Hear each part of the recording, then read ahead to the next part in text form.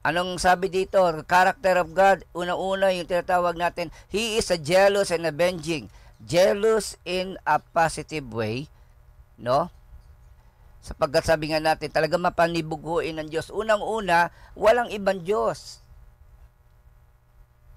Bakit ibibigay mo ang karangalan at kapurihan at pasasalamat sa mga bagay na nilikha, samantalang ang Diyos ang may kapangyarihan sa lahat? Bakit mo ibibigay kay Pedro ang karangalan, kay Pablo, at kahit nga si Pastor, walang karapatan niya na tumanggap ng kapurihan at karangalan na dapat sa Diyos lang? Hallelujah, mag-isip-isip tayo. Kung sino ang mabuti, yun ang pasalamatan. Kung sino ang gumagawa ng himala, yun ang pasalamatan. Kung sino ang nagsakripisyo sa krus sa Kalbaryo, namatay at nabuhay na muli, yun ang dapat nating sambahin. Kaya, hallelujah, matakot tayo sa Diyos. He is also an avenging, na pag talagang ang Diyos nagparusa, tapos ang laban. Walang makakatakas. Ang sabi rin ng Nahum, is slow to anger and great in power. Hindi madaling magalit. No? Hindi nagpapadala sa emosyon. God has emotion. No? Nagagalit siya. Pero ang galit niya nasa isa lang, sa mga masasama. At sa mga mabubuti, ano ang nadarama ng Diyos? Habag at biyaya. And then, sabi dito, God is good and a stronghold. Ano ibig sabihin? A place of refuge. Kapag tumawag ka sa Diyos, ililigtas ka. Pag ikaw ay nagpaalaga sa Panginoon, pangangalagaan ka. Wala makagagalaw sa iyo kapag ikaw ay nasa presensya ng Diyos. Ganyang kabuti ang Panginoon. Sana maintindihan nyo na mabuti ang Diyos sa mga anak niya. Mabuti ang Diyos sa lahat. Pero, dahil tinanggap natin si Kristo, ang kabutihan na yan ay nagaganap sa buhay natin. Samantala, ang ikalawang bahagi, tingnan natin, the end of God's enemies. Wow. Ano ba mangyayari sa mga patuloy na tumatanggi? Alam na may devotion, ayaw dumalo, ayaw manood, ayaw makinig. Pagdating naman na Sunday, lumilipad ang utak. No? Sapagkat sabi nga natin, kapatid, kung darating kang malungkot sa simbahan at uuwi ka malungkot, hindi kasalanan ng Diyos yan. Hindi mo pwedeng, sabi nga natin, ang pagiging Kristiyano ay hindi lang tuwing linggo. Hallelujah. At ito, ang wag na wag nyong, kaya pag tinatanong ko yung mga anak ko, kailan ba nagagalit ang papa nyo? Kailan ba na-high blood ang magulang ninyo? Hindi ba't pag hindi nyo sinusunod ang kanilang salita? Para naman sa kabutihan natin lahat yan eh. Ang tagal-tagal ng tinuturo. Pero parang ang tigas talaga ng ulo natin. No? Para bang nagpakadalubhasa tayo sa pagsuway. And yet, sa kabila nito, mabuti ang Diyos, kinahabagan tayo. Sa halip na bumuka ang lupa at kinain ang lahat na matitigas ang ulo, kinahabagan tayo. Kaya kapatid, kung ikaw ay nakikinig, nananalig, sumusunod, doon ka sa pamilya ng Lord. Pero kung patuloy mo nire-reject, tinatanggihan, nilalayuan, may gawain, alam mo may gawain, wala ka namang ginagawang makabuluhan, ayaw mong dumalo, kapatid, matakot ka nga. Diyos yan, wala nang iba. Kaya sabi dito, number 1, He will end all evil, all wicked. Lahat ng gumagawa ng masama, lahat ng gumagawa ng masama sa kapwa. Sabi ng verse 8, subalit lubos niyang lilipulin ng kanyang mga kaaway sa pamagitan ng malalaking baha at tutugisin patungo sa kanilang kamatayan. Kaya pag ang Diyos nagparusa na, wala nang makatatakas. Talagang mauubos sila. Sabi nga ng awit, wag na wag mong kainggitan ang masama. Wag na wag mong katatakutan ang gagawin ng masama sa atin. Ha? Lagay mo nga dyan sa inyong comment section, huwag kang mainggit sa masama. Kasi pastor, tayo, limited na limited yung budget natin para mapaganda natin yung church. Samantalang itong iba nagtatapon. No? Bakit naman gano'n? Ba't nasa kanila yung kayamaan, nasa kanila yung pera? Kaya nga ho sila nalayo sa Panginoon dahil pera yan eh. Ha? Sabi ho ng banal na kasulatan, no, you cannot serve two masters. Ano yon? Ang Diyos at pera. Diyos lang ang paglingkuran mo, hindi pera. Ha? Kaya nga yung iba dyan, ang turo nila paano yumaman. Kapatid, hindi pwede yon. Kung maglilingkod ka sa Diyos, maglingkod ka sa Diyos. At ang pera ay bagay na nilikha ng tao para magamit niya sa kanyang pangangailangan at sa paggawa ng mabuti. Ha? Walang kaluluwa ang pera. Ang tao na naghangad, ang tao na nag-iimbot, yan. Kaya sabi nga, the love of money is the root of all evil. No, ang ibig sabihin nito, ang pagmamahal mo sa salapi, sa kayamanan, ang ugat ng kasalanan. Ang ugat ng kasamaan. Yes. Kaya may mga taong papatay magkapera lang. I remember na may isang nang hold up at sinaksak yung in-hold up, namatay. Tapos sinanong, bakit mo ginawa yun? Gusto ko lang po mag-celebrate ng birthday ko. Patay tayo dyan. Pinatay mo na yung tao. Ang issue lang, birthday. Gusto mo lang mag-birthday celebration. But that is true. Kaya sabi ng Bible, lilipulin niya ang kanyang mga kaaway sa pamagitan ng malalaking baha at tutugisin patungo sa kanilang kamatayan. Ibig sabihin, ang gumagawa ng masama, titigil yan. At hindi lang yan titigil. Ang sabi dito sa verse 9, ano ang binabalak niyo laban kay Yahweh? Ha? Sa mga nagbabalak dyan na huwag sumunod. Sa mga nagbabalak dyan na huwag magpatuloy sa Panginoon. Ano sabi dito? Siya ang lilipol sa lahat. Ang paghiganti sa kaaway ay di na niya kailangang ulitin. Isang strike lang. Pak! Yes! Isang strike lang. Sa totoo lang. Makapangyarihan ng Diyos Alam natin mga Kristiyano, ang Diyos mahabagin. Tama yun. Alam natin ang Diyos mapagtimpi. Tama yun. Alam natin ang Diyos ang gumawa ng daan sa kaligtasan. Tama yun. Siya ring nag-alay ng kanyang buhay para sa kaligtasan natin. Tamang-tama yun. Pero sana maintindihan natin, ang Diyos na nagligtas sa atin ay siya ring Diyos na hahatol sa sanlibutan. Amen? At magpaparusa. Kaya sabi dito, He will end them. Number 2, He will destroy them. And number 3, they will be consumed.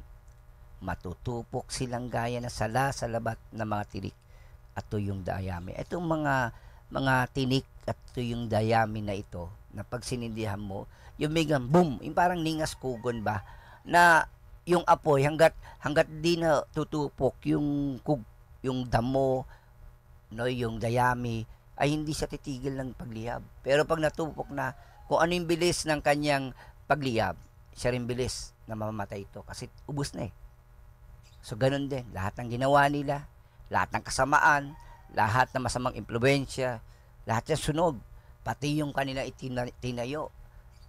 No? Ito sasabihin ko sa inyo mga kapatid, ang tao na mamatay at wala nakakapagdala ng kayamanan. At ang kayamanang naiiwan sa mundo, walang nakapagdadala sa kabilang buhay. Kaya pagdating ng oras, lahat na namatay, lahat ng masasama ay mawawala sa mundong ito. Pero ang kayamanan ay nasa mundo pa rin. At sino makikinabang dyan? Kundi ang pamilya ng Diyos. Ang mundong ito, ang mga bundok, ang mga kabukiran at lahat ng yan, kanino may iwan ang mga bagay na yan? Hallelujah. Sabi ng verse 11, di ba't sa inyo nagmula ang taong nagbalak ng masama at nang hikayat na magtaksil kay Yahweh? Ang tinutukoy dito ay ang Nineveh, ang mga masasama. Kaya iingat kayo. Sana, kapatid, hindi ka katitisuran. Hello, ano yung katitisuran? Yung bang masamang halimbawa. Wow. Sana wag kang matulad sa iba. Matigas ang ulo. Kakalungkot na kahit sa mga iglesia, simbahan, marami pa rin ang di tapat. Hallelujah. Kapatid, minsan pa, may ginagawa ang Diyos sa ating church, kaya dapat may gawin din tayo sa harapan ng Diyos. Sumamba tayo sa darating na Miyerkules, ang muling pagbabalik ng worship night. And let us worship the King of Kings and the Lord of Lords. Let's worship Him because God seeks worshiper in spirit and in truth. Mga sumasamba sa espiritu at katotohanan, hinahanap kayo ng Diyos sapagkat gusto niyang gumawa ng himala sa pamagitan ng gawain ng Panginoon. The demise of Assyria and its king. Ang pagkawasak, pagkalupig at pagbaksak. Yes, God is slow to anger. This is what the Lord says, although they have allies and are numerous, they will be cut off and pass away. Oo, marami sila, makapangyarihan sila, marami silang sandata, nakakatakot sila, but I tell you, sabi nga natin, marami man sila, iba yung man ang dami nila kapatid, pero lahat sila ay mapuputo, lahat sila ay mapapahamak. Yes, completely, totally. God will end them, which is true. No, ang Assyria, ang kingdom of Assyria, sa lahat ng mga bumaksak na kingdom, halos ito yung, halos wala siyang memory o mga ruins na matatawag na kanya. Talagang nabura siya sa mundong ito. Binura siya ng kamay ng Panginoon. We have memories, ruins, mga evidence ng Egypt, ng China, no, yung mga kingdom na yan, maging sa India, pati dito sa Pilipinas, merong mga tinatawag nating mga naiwan sila. But praise be to God, sa katotohanan lang mga kapatid, hallelujah, itong Assyria talagang burado. Ganyan magparusa ang Diyos. Ganyan tapusin ng Diyos ang masasama. Kaya mamili ka. Totoo po ba nakasama natin ng Diyos? Sagutin nyo nga po ako. Hello? Mabuti ba ang Diyos? Kasama ba natin ang Diyos? Yan tanong ko, kasama natin ang Diyos? Sagutin niyo po ako dyan sa ating comment section. Kasama ba natin ang Diyos? Sapagkat kung ano ginagawa mo, yun, doon mo malalaman kung sino kasama mo. Kaya kung masama ang ginagawa mo, sino kasama mo? Kung ikaw ay hindi nakikinig sa salita ng Diyos, sino ang kasama mo? Kung tinatamad kang manalangin, sumamba at magpuri sa Diyos, sino ang kasama mo? Kapatid, kung anong ginagawa mo, kung ginagawa mo yan para sa sarili mo, sino ang kasama mo? But I tell you, ang mga anak ng Diyos hindi namumuhay sa kasalanan, hindi matigas ang ulo at nakikinig sa salita ng Diyos. At hindi lang yan sinasagawa nila. Ang mga anak ng Diyos ay mabagin. Kaya kapatid, minsan, Kristiyano ka nga talaga. Kristiyano ka pa rin, hindi naman nawawalang kaligtasan mo eh. Ang problema lang, nasa mali kang daan. Anong nasa mali kang daan? Ang dapat ginagawa mo, dumadalo ka sa gawain mo, sa gawain ng Panginoon, and yet, bakit wala ka doon? O di man, kung di kita nakita no Sunday, wala ka doon. So, ibig sabihin na sa ibang lugar ka. Hindi ako nagbibiro, mga kapatid. Because everything you did in the Lord, whether it is visible or not invisible, linggo man o hindi, alam ng Diyos yan, nakikita yan ng Diyos. Huwag kayo matakot kay pastor, huwag kayo maya kay pastor, huwag kayo humingi ng tawad kay pastor pag di kayo nakadalo ng gawain, sapagkat hindi si pastor ang pinaglilingkuran nyo, si Lord. Amen po ba yon? Kapatid, kung ano yung ginagawa mo, ibig sabihin, nandun ka sa panig nun. Kaya kung nasa panig ka ng Diyos, nasa pagsunod, pagpapasakop, at paghayo. That's it. Sapagkat ang masasama, katulad ng Assyria, ay puputulin niya, tatanggalin niya. Kaya sabi ng Panginoon dito, kapatid, sa kabila na tayo ay nagkasala, handa tayong patawarin. No? Ang Assyria, pinagsabihan na ni Jonah, after 100 years, bumalik sa kasalanan. At ano nangyari? Ito na ang paghatol ng Diyos ayon kay Nahum. Kaya sabi dito, although I have afflicted you, O Judah, I will afflict you no more. No? Ginamit ng Panginoon ang Assyria para idisiplina ang Israel. At ang sabi ng Panginoon, tapos na. Now I will break the yoke from your neck and tear your shackles away. Ibig sabihin, tatanggalin na ng Panginoon yung nilagay sa leeg natin, no, nakabigatan, at yung tinatawag nating mga tanikalak, yung mga kadena na pumipigil sa ating sumunod at mamuhay sa kabutihan ng Diyos. Tatanggalin niya ng Panginoon. At sinasabi ko sa inyo kung paanong totoo ang pagpaparusa ng Diyos sa masama, totoo din ang kanyang pagliligtas. Hello? Amen? Amen, amen. Sabi ng verse 12, sinasabi ni Yahweh sa kanyang bansang Israel, kahit na lumakas at dumami ang mga taga-Assyria, malilipol at mapapawi. Wow. Bagamat pinahirapan kita, hindi ko na pahirapan ulit. Hallelujah. At ngayon nga, babaliin ko ang pamatok na ipinasan sa iyo. Aking lalagutin ang mga gapos mo. Kaya kapatid, sa oras na ito, piliin mo na sundin ang kalooban ng Diyos at sinisigurado ko sa iyo, kasama mo ang Diyos sapagkat yun ang ginagawa niya. God's justice is always right and always sure.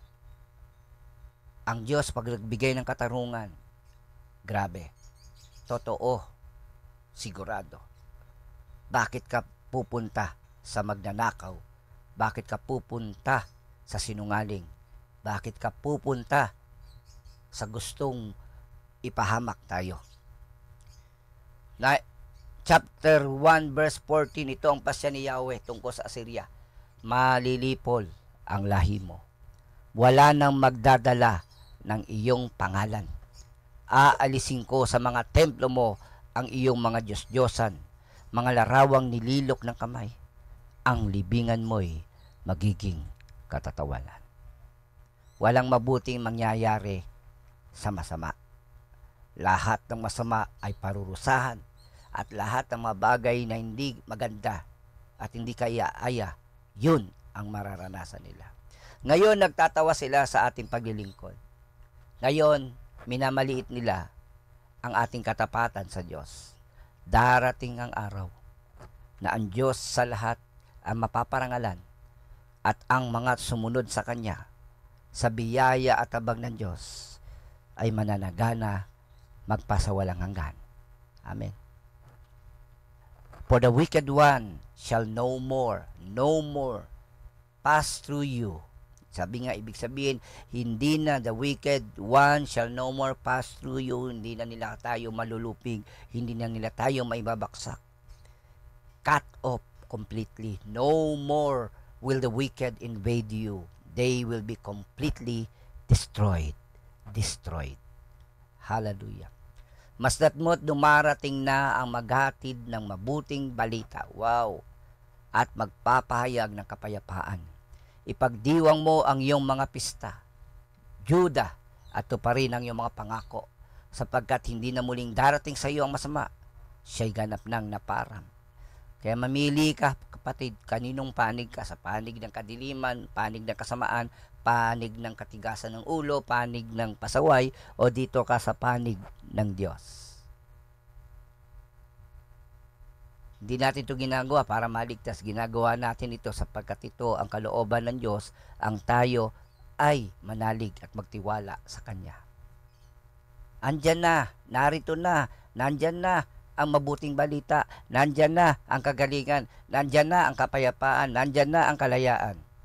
May pag-asa. Ang kapigatian ay pansamantala lamang, pero ang kapalit ito ay walang hanggang buhay sa piling ng Diyos. Hallelujah.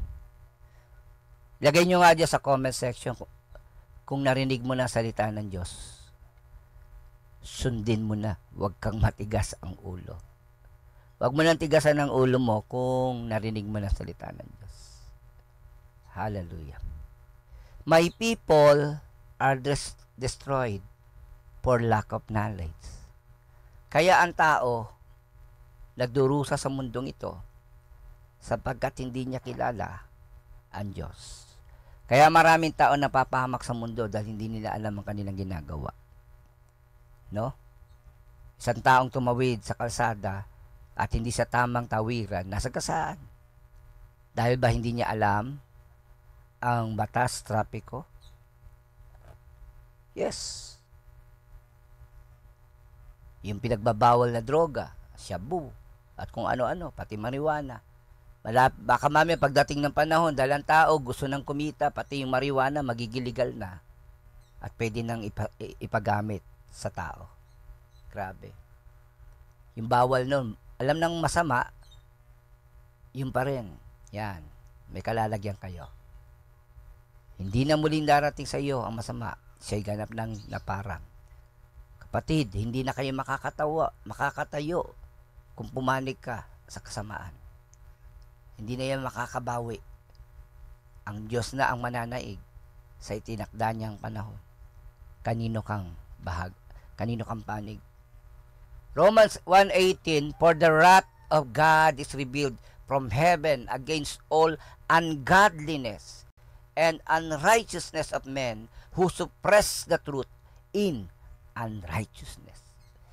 Alam naman ng tao ang katotohanan, pero ayaw nilang tanggapin, ayaw nilang paniwalaan, ayaw nilang lumakad dito, and that's it. Ano ang damdamin ng Diyos sa kanila? Puot, puot, puot. John 8:44, ang pamilya ng Diablo. You are of your father the devil, and you want to do the desires of your father. He was a murderer from the beginning, and does not stand in the truth, because there is no truth in him. Whenever he speaks a lie, he speaks from his own nature, for he is a liar and the father of lies.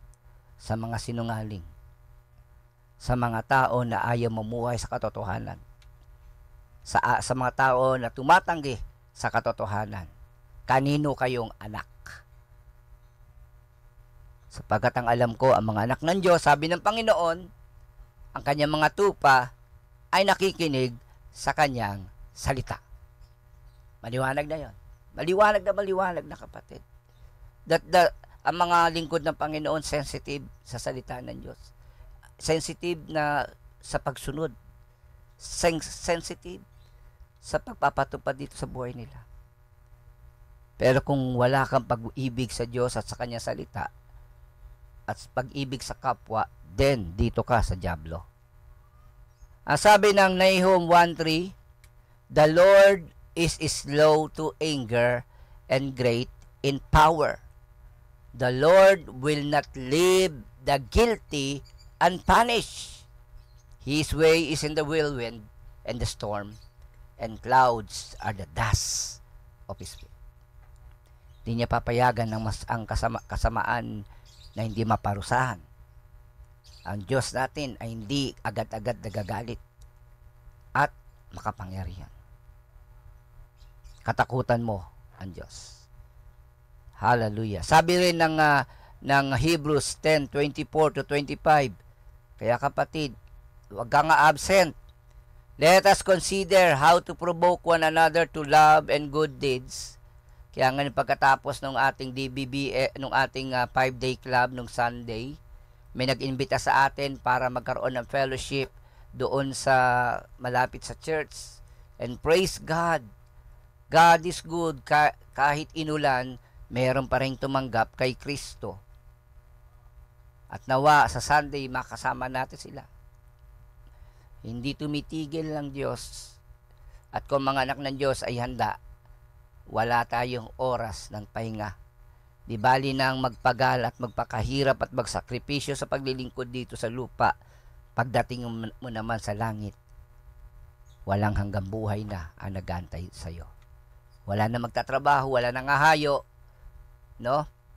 Yung ating meeting ay puro sa Panginoon na, sa ating tunay na Diyos. Kaya sabi dito, huwag niyo kakalimutan ng mga gawain. Katulad ng ginagawa ng iba upang pagdating natin doon sa gawain, magpalakasan tayo at magising, mapukaw ang puso't isipan ng bawat isa, maglingkod, maging tapat sa Diyos. Lalo na ngayon, malapit na ang kanyang pagbabalik. Basahin natin to at sabi dito, the Lord knows how to rescue godly men from trials and to hold the unrighteous for the day of judgment. Amen for that. Ibig sabihin, nothing to fear. God knows how to save us. God knows how to preserve us. Just believe. Just submit. Just follow Him.